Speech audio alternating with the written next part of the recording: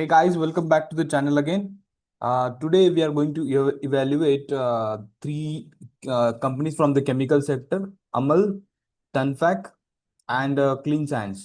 तो तीनों में से आई थिंक दो कंपनीज में बहुत अच्छा रिजल्ट आया है, एंड क्लीन साइंस में कुछ जो लेटेस्ट कॉन कॉल है वहाँ पे कुछ डाउनग्रेड किया है उन्होंने गाइडेंस को, इसीलिए वहाँ पे थोड़ा सा प्रेशर आपको बनता हुआ नजर आया डाउन साइड में।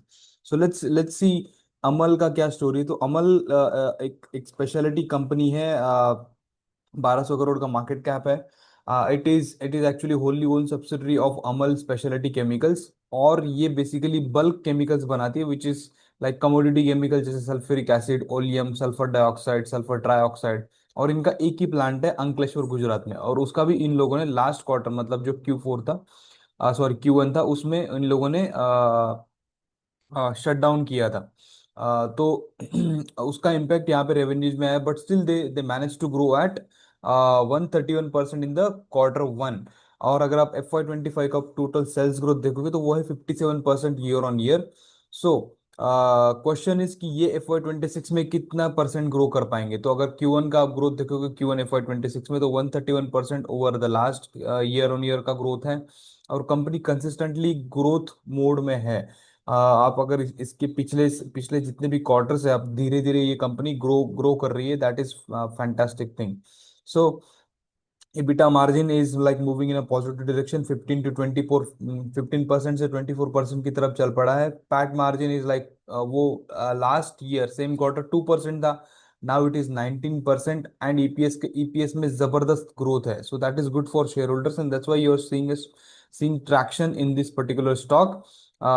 If you look at the valuation parameter of this stock right now, so assuming ये 50% का ही ग्रोथ करेगा, जैसे अभी ये 131% का पर क्वार्टर का ग्रोथ चल रहा है। If they do 50% on this year, FY26, so we can expect a PAT of around 35 to 40 crores in the range of that, and forward P comes out to be in the range of 34 to 38, assume a market cap of 1200 crore का market cap अगर पकड़ते हैं तो growth rate is 50%। So that means this is good proposition as far as the PEG ratio is concerned, and this is lucrative bet because you are paying a low PE for a growth rate of high engine. So that is the case for Amal here. But keep track on this company, since they don't do the con call, यहाँ पे वो वाला risk तो है। Then the next company is again Tanfac industries, fantastic company, inorganic based fluorine chemical, जैसे ये भी commodity, anhydrous hydrofluoric acid, ये मेजर केमिकल है। Then sulphuric acid, oleum, ammonium chloride, potassium chloride, ये सब सारे जितने भी है ये सारे कमोडिटी केमिकल्स हैं। तो इसमें भी इन लोगों का ग्रोथ आया है 47% का। नाउ रिमेंबर, कमोडिटी केमिकल्स में ग्रोथ आ रहा है, that means what, speciality chemicals should not be behind, उसमें ज्यादा ग्रोथ आना चाहिए। But let's see clean clean science का देख लेते हैं एक बार नंबर। तो व्हाट इज द FY26 का कितना ग्रोथ कर सकते हैं ये लोग। तो अगर आप देखोगे तो FY20 Q1 FY26 उसमें Q1 में ग्रोथ आया है 85% का। EBITDA margin is almost stable, 16% ही है। बट पैट मार्जिन थोड़ा सा डाउन साइड है, 12% to 11% तक, और ईपीएस में भी अच्छा खासा ग्रोथ है, 71% का। सो that is the thing here. PAT margin थोड़ा सा I think on the negative side, 1% का डिक्रीज है। If you look at the growth drivers, what they have done basically in the last year, that they have doubled the capacity of this anhydrous hydrofluoric acid in FY25, तो उसको double करके 14,850 metric ton per annum को ले गए हैं, और that is why you are seeing this numbers here.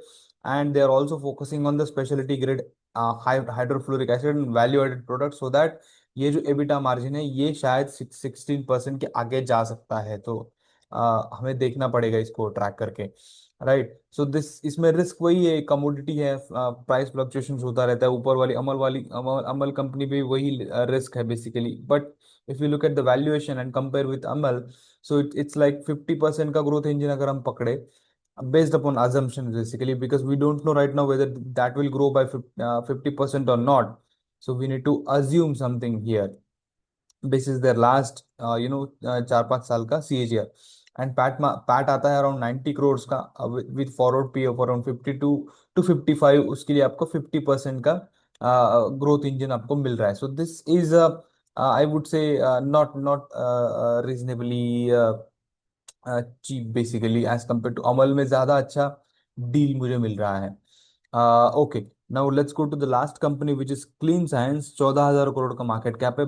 दो I think 2 सालों से कंपनी, ये जो जितनी भी केमिकल सेक्टर की कंपनी है, 2 सालों से, आई थिंक 2021 से लेकर इन इन कंपनीज में पूरा डाउन साइकिल है. And now these companies are seeing green shoots. जो फर्स्ट न्यूज आई थी वो थी एंटी डंपिंग ड्यूटी जो गवर्नमेंट ने लगाया था, आई थिंक लास्ट क्वार्टर में. From that some of the companies have started picking up. And actually अगर आप देखा जाओ ना, देखे जाओ इसमें कुछ जो कंपनीज हैं जो एक्चुअली बहुत अच्छी है, उनका बिजनेस मॉडल बहुत अच्छा है, तो they already started doing well. तो जिसमें फॉर एग्जांपल आपका वो एक्यूटास जो है which is Ami Organics, that is one company. Then I think वो एक मैंने वीडियो भी बना था, I am just forgetting the name of that company. Aether Industries, yes yeah. So उसमें ग्रोथ तो ऑलरेडी है if you track that, but if you look at this clean science, it is specialty company which manufactures the performance chemicals like MEHQ, BHA and AP.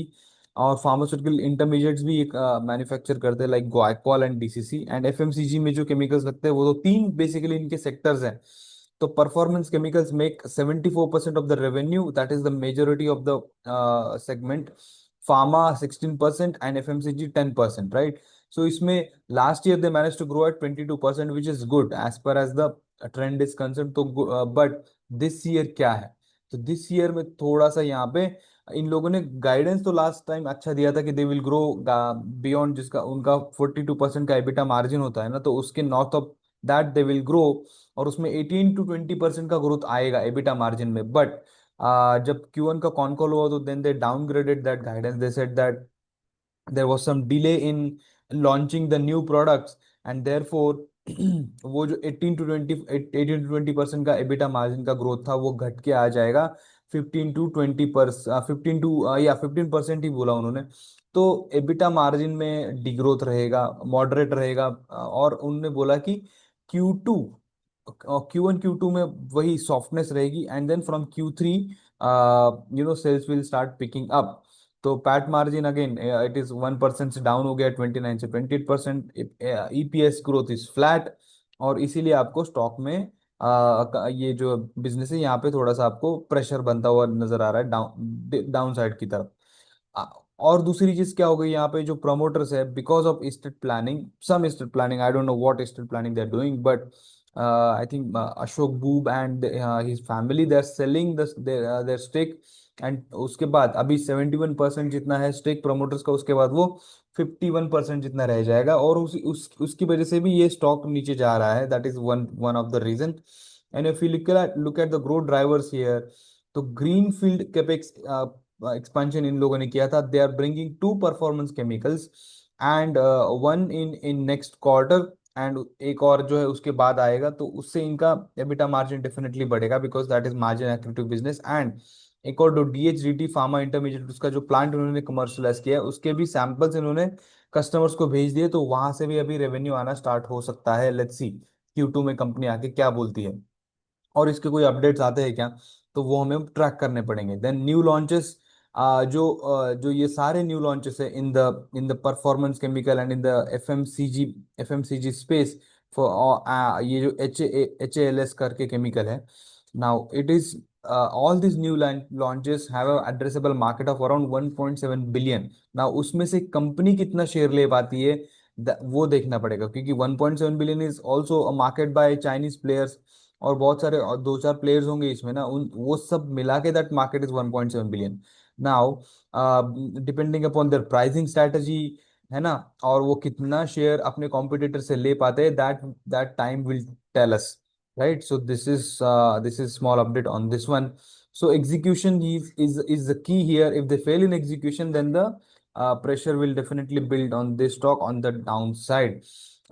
So we need to track this. There is no point in doing evaluation here. But if you look at the sales growth, Q1 में कितना किया, almost 8.5% तक किया है. So it's down down trend basically 22% से 8.5%. And 1000 I think 967 crore का इन्होंने last year cell किया था.